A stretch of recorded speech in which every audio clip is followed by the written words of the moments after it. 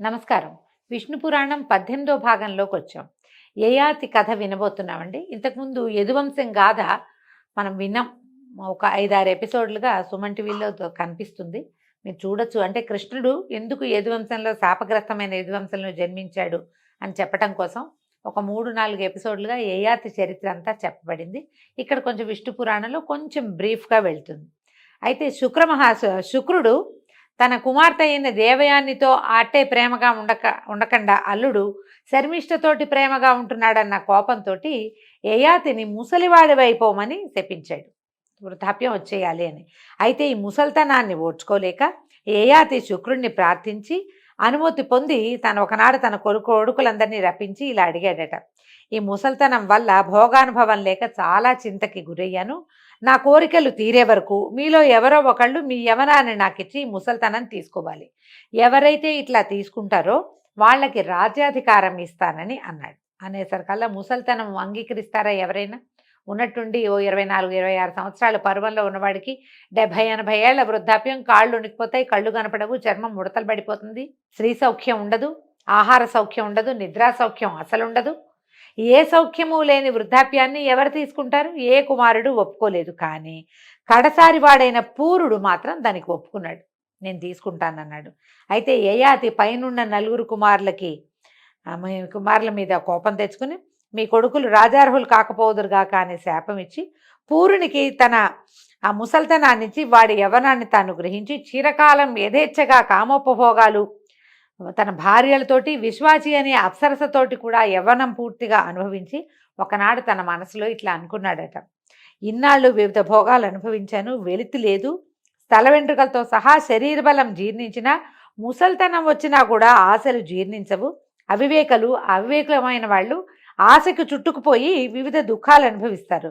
వివేకులైన వాళ్ళు ఏం చేస్తారు? ఆశలకు లొంగక సుఖశాంతులు అనుభవిస్తారు. నేను చాలా కాలం విషయ సుఖాలు అనుభవించాను. ఇంకా ఆ కోరిక తీరకుండా ఇంకా ఎప్పటికప్పుడు ఇంకా తినాలి, ఇంకా అనుభవించాలి, ఇంకా తిరగాలి, ఇంకా ఇదే బాధ అనిపిస్తూ ఉంటుంది. కాబట్టి ఇక చాలు, ఈ ఆట కట్టించాలని అనుకుని ఈ సుఖాలు భోగాలు కూడా సుఖభోగాలు అణచకపోతే అణగవు, వాటిని అణిచేయాలి. ఈ వయసు వచ్చింది, ఈ బాధ్యత వచ్చింది, పిల్లలు ఇంత పెద్దవాళ్ళు అయ్యారు, ఇంకా ఇది మానాలి అన్న ధోరణి లోపల వస్తే తప్పిస్తే శరీరం అణగదండి. ఇది ఇవాల్టి కథ కాదు, కలికాలంలోనే కాదు, ముందు కాలాల్లో కూడా ఎప్పుడూ శరీరము కామోపభోగాన్ని కోరుకుంటుంది. ఇంకా అడుగంటాలని ఒక గట్టి నిర్ణయానికి వచ్చి పూర్ణకు యవనం ఇచ్చి వారి నుంచి తన ముసల్తనాన్ని తీసుకున్నాడు.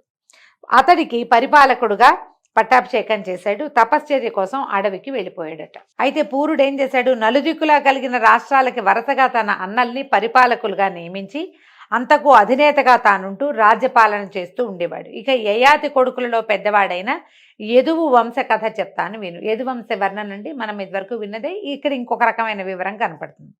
చరాచర భూతకోటికి ధర్మార్థ కామ మోక్షాల్ని ప్రసాదించే నారాయణుడు అవతరించిన అద్భుతమైన గొప్ప వంశం యదువంశం. పరమ పవిత్రుడైన హరి కృష్ణుడనే పేరున ఆ వంశంలో పుట్టి ఆ పవిత్ర వంశ కథ విన్నవారందరికీ శుభాలు చేకూరుస్తాడు అని పరాశరుడు యదువంశ కథ వివరించి మైత్రేయుడికి చెప్పాడు. యదువుకి 4 కుమారులు, 4 పురుషార్థాల్లాగా ఉండేవాళ్ళట. సహస్రజిత్తు, క్రోష్ఠుడు, అనలుడు, నహుషుడు అని వాళ్ళ పేర్లు. వీళ్లలో సహస్రజిత్తుకి శతజిత్తు, వానికి హేహయ, తాళజంగ, వేణుహైలని 3 కుమారులట. హేహయునకు ధర్ముడు, వానికి కుంతలుడు పుట్టారు. కుంతలుని పేరుతోటే ఆ దేశానికి కుంతల దేశం అని పేరు వచ్చిందిట. కుంతలుని కుమారుడు సభాజిత్తు, అతని కొడుకు మాహిష్మంతుడు. మాహిష్మంతుని పేరే మాహిష్మతీపురమైంది. దత్తాత్రేయుల వారు ఉంటారు ఇక్కడ అని చెప్తారు. మహిష్మంతుని కొడుకు భద్రశ్రోణి, వాడి కొడుకు దుర్దముడు, వాడి కొడుకు ధనకుడు, అతని కొడుకులు కృతవీర్యుడు, కృతాగ్ని, కృతధర్ముడు, కృతాజుడు అనేవాళ్ళు. కృతవీర్యుని కొడుకు 1000 చేతులవాడు, వాడి పేరు అర్జునుడు. ఇతడు ఈ కార్తవీర్యార్జునుడు కృతవీర్యుని కుమారుడైన అర్జునుడు కాబట్టి కార్తవీర్యార్జునుడు అనే పేరుతోటి అత్యంత ప్రఖ్యాతి పొందాడు అతను. ఈ అర్జునుడు దత్తాత్రేయుని సేవించి ఈ అనేవాడు దత్తాత్రేయుని ప్రార్థించి యుద్ధంలో గెలుపు, ఎప్పటికీ తరగని భుజశక్తి, పరిపాలన దక్షత, సత్ప్రవర్తన, అంత్యంలో విష్ణువు చేత మృతి వరాలుగా దత్తాత్రేయుని కోరుకున్నాడట. అలాగే వరాలు పొంది సూర్యుడిలాగా ప్రకాశిస్తూ శత్రువులను గెలిచి దీన సంరక్షణ చేస్తూ సప్తద్వీపాలతో సహా భూమిని ఒక్క ఒక్క చేత్తో పరిపాలించాడట. అతని ఐశ్వర్యానికి ఏలాంటి దెబ్బ లేదు. అలాగే అతని ఏలుబడిలో ప్రజలకు పేదరికం అనేది తెలియదట. అందరూ ధనేశ్వరులుగానే ఉండేవారు. యజ్ఞాలు నిర్దోషంగా 10,000 పైనగా చేసి దేవతలకి సంతృప్తి కలిగించాడు. పుణ్యమూర్తిగా విరాజిల్లాడు. అయితే ఈ కార్తవీర్యార్జునుడు ఒకనాడు కాంతలతో సహా వెళ్ళి నర్మదా నదిలో జలకేళి తలుపుతుండగా యక్షకిన్నర గంధర్వాదులను జయించి లోక విద్రావణుడుగా ఉన్నటువంటి రావణాసురుడు ఆ ప్రాంతానికే వచ్చి సేనతోటి బస చేశాడట. కార్తవీర్యార్జునుడి కాలం నాడు కాలమే రావణాసురుడి కాలంగా కూడా చెప్పబడుతోంది. అయితే స్నానం చేసి సంధ్యావందనం చేసుకుంటున్నాడట రావణుడు. అది తెలిసిన కార్తవీర్యుడు 1000 చేతులు చాచి నదీ జలాన్ని పొంగించాడు. ఆ పొంగటం వల్ల అటు ఇటు గట్టుపై ఉన్న చెట్లు తీగలు ముళ్ళడొంకలు ముమ్మరంగా కొట్టుపోయి రావణుడి మీద పడ్డాయి. దాంతో కోపించిన రావణుడు గడ్డుకు వెళ్ళి తన సేనతోటి కార్తవీర్యార్జునుడిని ఎదిరించాడు. కార్తవీర్యుడు అలాగే ఎదిరించి పశువుని పట్టి ఈడ్చినట్లుగా రావణుణ్ణి ఈడ్చి కాళ్ళు చేతులు సంకెళ్లతో బంధించి చెరసాలలో చాలా కాలం ఉంచాడట. తర్వాత పులస్త్యుడు వచ్చి నయాన చెప్పగా విడిచిపెట్టాడు. ఇలాగ శత్రుభీకరుడై ప్రజాక్షేమంకరుడైన కార్తవీర్యుడు చిరకాలం పరిపాలన సాగించాడు. కాలావసానం సమీపించగా నారాయణాంశతో అవతరించినటువంటి పరశురాముని గొడ్డలి దెబ్బకి గురి అయి తనుత్యాగం చేసి పరమపదాన్ని చేరాడు. అయితే ఈ కార్తవీర్యునికి 100 కుమారులట. వాళ్లలో శూరసేనుడు, వృషసేనుడు, మధువు, జయధ్వజుడు అనేవాళ్ళు ముఖ్యులు. వాళ్లలో జయధ్వజుని కుమారుడు తాళజంగుడు. వానికి 100 కొడుకులట. వాళ్లలో మొదటివాడు వీతిహోత్రుడు. వాని తమ్ముడు భరతుడు. భరతునకు వృషుడు, వృషునకు మధువు, అతనికి వృష్టి ప్రసిద్ధమైన కుమారులుగా ఉన్నారు. వృష్ణి పేరుతోటే వంశం రూపొందింది. ఇక యదుపుత్రుడు క్రోష్ఠుడు. వృష్ణి వంశం ఈ మనకి మహాభారత భాగవత గాథల్లో అంధక వృష్ణి అలా కులాలు కనపడతాయండి. ఈ వృష్ణి అనే వంశం కూడా వీళ్ళ వంశంలోనే ఒకడి వల్ల ఏర్పడిందట. ఇక యదువు యొక్క పుత్రుడు క్రోష్ఠుడు. వాడికి వంశకారకుడైన కుమారుడు కలిగాడు. వాడి పేరు ధ్వజనీషుడు. వాని కొడుకు స్వాతి, అతని కుమారుడు ఋష్యంకుడు అనేవాడు. ఈ ఋష్యంకునికి కొడుకు చిత్రరథుడట. అతని కొడుకు శశిబిందుడు. జగత్తునంతా ఏకఛత్రాధిపత్యంగా పరిపాలించిన చక్రవర్తిగా పేరొందాడు శశిబిందుడు అనేవాడు. వాడికి లెక్కకి మించిన భార్యలు ఉండేవాళ్ళట. అందరినీ సమదృష్టితో చూస్తూ ఇష్టమైన వస్తువస్త్రాలని సమకూరుస్తూ సవిలాసంగా ఆనందపరుస్తూ ఉండేవాడట. ఈ శశిబిందుకి భార్యలందరి యందు కుమారులు కలిగారు. 10 కోట్ల మంది కుమారులట. ఎంత విచిత్ర గాథలుగా ఉంటాయోనండి పురాణ గాథలు. అందరూ విద్యావంతులు, బుద్ధిమంతులు, బలవంతులు. వారి సహాయంతో ఈ శశిబిందుడు అనేవాడు ఈ సప్తద్వీపైన వసుంధరని ఎదురు లేకుండా పరిపాలించాడట. వాని కుమారులలో పెద్దవాడు, ఈ రాజు యొక్క కొడుకుల్లో పెద్దవాడు పృథుశ్రవుడు. పట్టాభిషిక్తుడే. అతను కూడా ఈ నేలాడు. అతని కొడుకు దముడు, వాని కొడుకు ఉశనుడు. ఉశనుడు ఈ ద్విజులకు సంతృప్తిగా దక్షిణలిచ్చి యజ్ఞాలు చాలా చేశాడట. ఇప్పుడు ప్రఖ్యాతంగా అందరూ చేసేవాళ్ళు కదా యజ్ఞాలు. ఒకడి పేరు ఎందుకు చెప్తారండి అంటే అందరికంటే ఎక్కువ చేసి ప్రజలకి ఎక్కువ కాలం గుర్తున్న వాడి పేరు ప్రత్యేకంగా చెప్పబడుతుంది. వాట్లలో చెప్పదగినవి ఏంటంటే 10 అశ్వమేధాలు చేశాడట. ఇతని కుమారుడు ఇతవుడు. ఇతవుని సుతువు మధువు. వాడికి 5 కుమారులు ఉన్నట. పరాజితువు, రుక్ముడు, పృథురుక్ముడు, జ్యామకుడు, ఫలితహరితుడు అని వాళ్ళ పేర్లట. అయితే వీళ్లలో జ్యామకుడు అనేవాడు శైబ్య అనే ఒక కాంతను పెళ్ళాడి ఆమెకు వశమైపోయి వాళ్ళిద్దరూ రాజసంగా సంతోషంగా ఉండేట. ఒకళ్ళకొకళ్ళు లొంగి ఉండేవాళ్ళు. భార్యను విడిచిపెట్టి ఉండేవాడు కాదట. ఈ భార్యలకి లొంగి తిరుగుతున్న భర్తల్లో ముందు చెప్పదగిన వాడు జామకుడని ఆ కాలంలో లోకులు చెప్పుకునేవాళ్ళు. క్రమంగా రాజ్యపాలన కూడా భార్యే చేసేది. దానికి దాసోహం అని జామకుడు చేతులు కట్టుకుని బంటులాగా నడుచుకునే దశకి దిగజారిపోయిందట అతని బతుకు. పోనీ ఇంత దిగజారిపోయినా అతనికి సంతానం కలగల. ఆలోచించి భార్యతో సహా అడవికి వెళ్ళి తపస్సు చేయటం మొదలుపెట్టాడట. అయితే ఏమైంది, భార్యాభర్త ఇద్దరు వెళ్ళిపోయేసరికి ఇక్కడ రాజ్యాంగం నడవక శత్రురాజులు సేనలతో వచ్చి ఈ నగరాన్ని రాష్ట్రాన్ని ఆక్రమించారట. ఈ సమాచారం చారుల వల్ల విని ఏమంటావని భార్యని అడిగాడట. పరిగెత్తుకుని వెళ్ళిపోలే ఆ రాజుగారు. రాణిగారిని అడుగుతున్నాడు. అడిగితే ఏమందట, నువ్వు వెళ్ళు, వాళ్ళని జయించి నగరము రాష్ట్రము స్వాధీనం చేసుకురా అని భార్య అనుమతి ఇచ్చాక అప్పుడు ఈయన వెళ్ళి వజ్రాయుధం లాంటి బాణాలు ప్రయోగించి శత్రురాజుల సేనలను కంటపడిన వాళ్ళందరినీ చిత్రవధ చేశాట. అంత చేయగలిగిన వాడు భార్యా విధేయుడుగా ఆమె ఏం చెప్తే అది చేసే స్థాయిలో ఉండేవాడు. తప్పని కాదండి, పురాణంలో కూడా తప్పుగా చెప్పటం లేదు. కానీ ఇంత పరాక్రమశాలి అయిన వాడు భార్యా విధేయుడిగా ఉండటం కొంచెం విశేషం, వింతగా ఉందన్నమాట. వాని పరాక్రమము బాణప్రయోగము తెలిసి నిలవలేక శత్రురాజులు పారిపోయి కొండగుహల్లోనూ అడవుల్లోనూ తలదాచుకున్నారట. రాజు వాళ్ళని అలా విడిచి వస్తూ ఉండగా దారిలో ఈయనకి ఒక రాజకన్యక కనపడిందట. కంట్లోంచి మొహాన్ని కారుతున్న నీళ్లతోటి బట్టలు చీర తడిసిపోయి అంత ఏడ్చేస్తోందట ఆవిడ. అంత దుఃఖిస్తూ ఉంటే సరే ఈయన వెళ్ళి అడిగాడు, ఎవరమ్మా ఏమిటంటే, మా అమ్మ నాన్న మా తల్లిదండ్రులు వాళ్ళు కనపడలేదని దుఃఖించింది. ఈయన ఏం చేశాడు, జామకుడు ఆమెను ఊరడించి ఆమె రూపానికి మురిసి ఓదార్చి ఆమెను వెంబడ పెట్టుకుని నగరానికి తీసుకుపోయాడు. చెప్పేసరికల్లా ఏమనుకున్నాడు, ఈ శైబ్యతో చెప్పి ఆమెకు ఎట్లాగూ సంతానం లేదు కాబట్టి ఈ అమ్మాయిని పెళ్లి చేసుకుంటానంటే ఒప్పుకుంటుందని అనుకుని రథం ఎక్కించి తీసుకెళ్లేసరికల్లా శైబ్య వీళ్ళు అందరూ వచ్చి ఎదురొచ్చి స్వాగతం చెప్పాక ఆవిడ ఈ పక్కనున్న అమ్మాయిని చూసేసరికల్లా కోపం వచ్చేసిందట. ఆమెకి కొరకొరలాడుతూ అలా అన్నదట.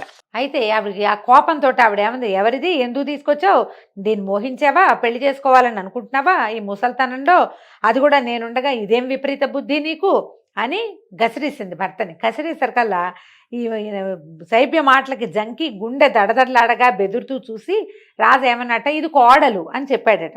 కోడలు మన ఇంట్లో ఉండొచ్చు కదా, ఉంచుకోవచ్చు కదా అని తీసుకొచ్చాను, నీకు ఇష్టమైతే నీతో ఉంచు, కాదంటావా ఎక్కడికైనా పంపించమన్నాడు.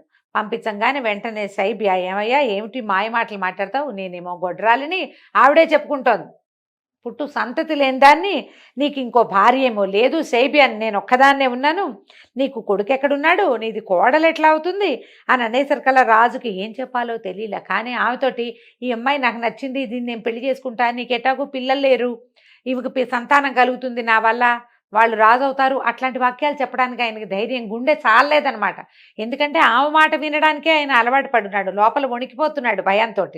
ఏమన్నాడు, బాగా దిటవ చేసుకుని, ఇలా గొడ్రాలు అయ్యే ఉంటావా, నీ కొడుకు కలగడా, కోడలు ఉండదా నీకు అన్నాడు. అనగానే ఆవిడ ఏం చేసింది, నవ్విందట. నవ్వుతూ సరే రా అని మేడలోకి తీసుకుపోయిందట. ఆ పిల్లని తీసుకెళ్తే కొంతకాలం హాయిగా ఉన్నారట వాళ్ళు. తర్వాత ఆవిడ గర్భవతి అయింది. ఈవిడికి మంచి రూపురేఖలతో, ఏమిటి ఇంత వృద్ధాప్యంలో చాలా పెద్దదైన తర్వాత ఆమెకు ఒక కుమారుడు కలిగాడు. ఎంత చక్కటి రూపురేఖలో, అతని పేరు విదర్భుడు అని పేరు పెట్టుకున్నారట. పిల్లవాడు పెరిగాక మొదట ఈయన రాజు తీసుకొచ్చాడు కదా అమ్మాయిని, ఆ అమ్మాయినిచ్చి వివాహం చేశారట. పురాణంలో గాథలు ఇలాగే ఉంటాయండి.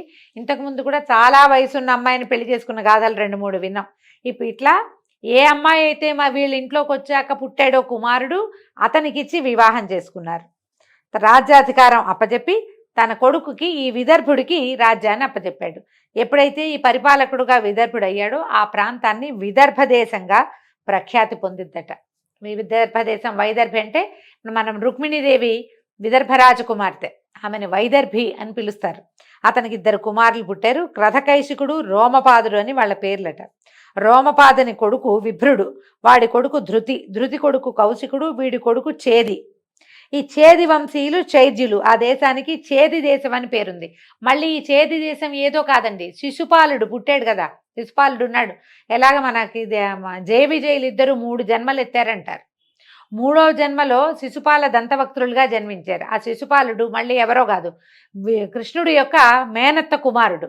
ఆమెని చేది వంశంలో ఉన్న రాజుగారికి ఇచ్చారు. కాబట్టి ఈ శిశుపాలుడి చైద్యుడు అని కూడా పిలిచేవారు. చేది రాజు అనమాట అతను. ఈ క్రధకైశికుడికి ఇందుమతి అనే కూతురు, కుంతి అనే కుమారుడు కలిగాడట. ఈ ఇందుమతి సూర్యవంశజుడైన అజుడికి భార్య అయింది. కుంతి ధర్మ పద్ధతిగా ధరణిని పరిపాలిస్తూ భోగభాగ్యాలు అనుభవిస్తూ ఉన్నాడు. ఈ కుంతికి వృష్ణి, వానికి ధృతి, వానికి దాశార్హుడు, వానికి వ్యోముడు, వానికి అనుడు, వానికి పూరుహోత్రుడు, వానికి అంశుడు, అతడికి సాత్వతుడు కుమారులు. సాత్వతుని కుమారుడు ఉత్వకుడు.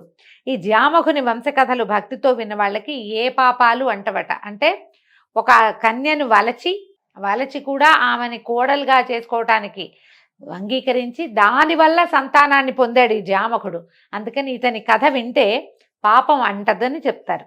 అయితే ఉత్వతుని కుమారులు భజమాన దివ్యాంధ దేవావృత మహాభోజ వృష్ణులని 6 కుమారులట. వాళ్లలో భజమానునికి నిమి, వృక్షుడు, వృష్ణి, శతజిత్తు, సహస్రజిత్తు, యుతజిత్తు అని 6 కుమారులు. ఇక ఎంతమంది కుమారుల పేర్లు చెప్తారోనండి. దేవావృతుడికి బభ్రుడు, దేవవిభుడు కలిగారు. మహాభోజుడికి భోజమూర్తులు పుట్టారు. వృష్ణికి కొడుకేమో సుమిత్రుడు, వానికి అమిత్రుడు, శిబి అని కుమారులు. అమిత్రుడికి సుతుడేమో నిఘ్నుడు, వానికి ప్రసేనుడు, సత్రాజిత్తు అని ఇద్దరు కుమారులు కలిగారు. ఈ ప్రసేనుడు సత్రాజిత్తు తెలియని భారతీయులే ఉండరండి. ఎందుకంటే భారతదేశంలో ప్రఖ్యాతంగా జరుపుకోబడేది వినాయక వ్రతకల్పం. అందరూ వినాయక చవితి పూజ చేసుకుంటారు. తెలుగునాట చాలా ప్రఖ్యాతంగా వ్రత కథ వినాలన్న నియమం ఉంది మనకి. అందులో మనం ప్రఖ్యాతంగా చెప్పుకునేది కృష్ణమూర్తి మీద వచ్చినటువంటి శమంతకమణి దొంగతనం. ఆయన మీద పడింది కదా శమంతక వృత్తాంతం. ఆ వృత్తాంతంలో కథలో ప్రధాన నాయకులు ఎవరంటే ఒకడు సత్రాజిత్తు, రెండోది అతని తమ్ముడైన ప్రసేనజిత్తు. ప్రసేనుడు మరణిస్తే ఆయన ఆ వజ్రాన్ని ఈయన దొంగిలించాడేమో, కృష్ణమూర్తి ఏమైనా స్వాధీనం చేసుకున్నాడేమో అని అనుమానపడతారు. మనకి ఈ పేర్లు తెలుసు కదా, అక్కడికి వచ్చామన్నమాట. ఈ సత్రాజిత్తు బ్రహ్మాండ భాండాన్ని ఆవరించిన చీకటిని మటుమాయం చేసే వెలుగులు కలిగినటువంటి 1001 కిరణాలు కలిగినవాడు, కాలకర్త, పరాపర విద్యల చేత సాక్షాత్కరించేవాడును, త్రిమూర్తి స్వరూపుడును అయినటువంటి సూర్యభగవాను నిశ్చల శ్రద్ధాభక్తులతోటి తపస్సు చేసి ప్రసన్నుని చేసుకున్నాడు. భాస్కరుడు ప్రత్యక్షమయ్యాడు. ప్రత్యక్షమైన భాస్కరుడు సత్రాజిత్తుకి ఏం వరం ఇచ్చాడో, దానివల్ల ఆ వర ప్రభావంలో అతనికి ఏం లభించిందో రేపటి భాగంలో తెలుసుకుందామండి. నమస్కారం.